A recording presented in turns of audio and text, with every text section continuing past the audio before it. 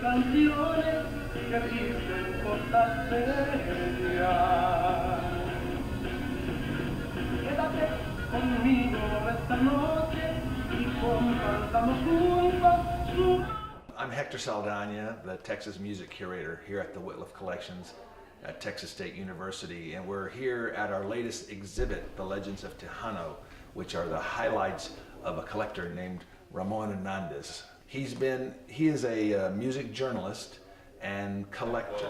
So for more than 40 years, he has been on a quest to collect artifacts, costumes, recordings, manuscripts of Conjunto and Tejano artists, the pioneers, and it really comes from his love of that. If I could continue, I mean, it really represents, when we learned about this collection, we wanted it to be here at the home of, Willie Nelson's archives, Jerry Jeff Walker's archives, and it makes sense that it's here at the Wittliff.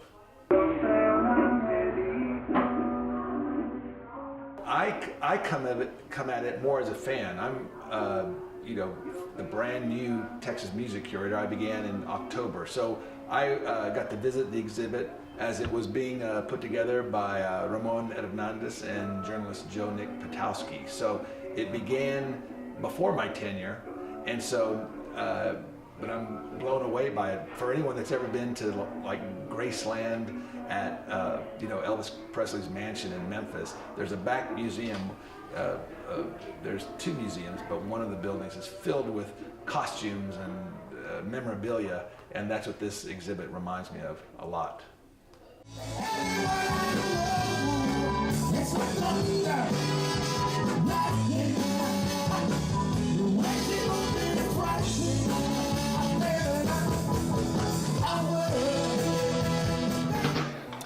Tejano means a lot to me as far as what Tejano music means to me.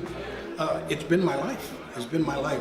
I actually started playing Tejano music, not only creating it and doing everything that we could to get the genre known as Tejano music to become to the level that it is today, but it means a lot to me because it's been a lifestyle for me. I have chased up and down the country, seen a lot of places normally I wouldn't have seen, and places that we have performed, and we performed in a lot of those places, so it means quite a bit to me as far as that is concerned.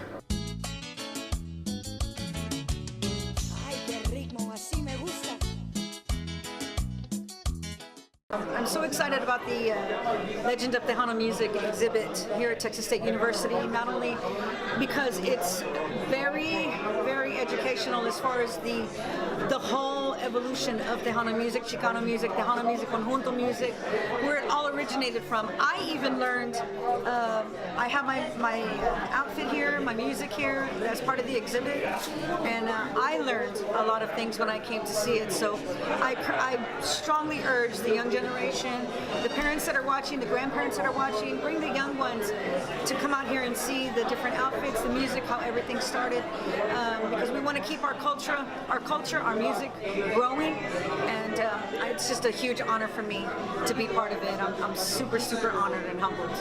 And a lot of these artists, as you dig into their stories, they came out of R&B, out of rock and roll. That's when they were young.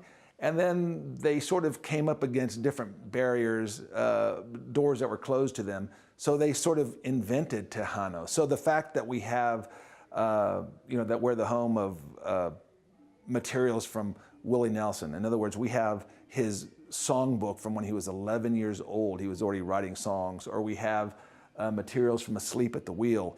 There is really no reason at all why these Conjunto and Tejano stars aren't side by side with artists of that caliber.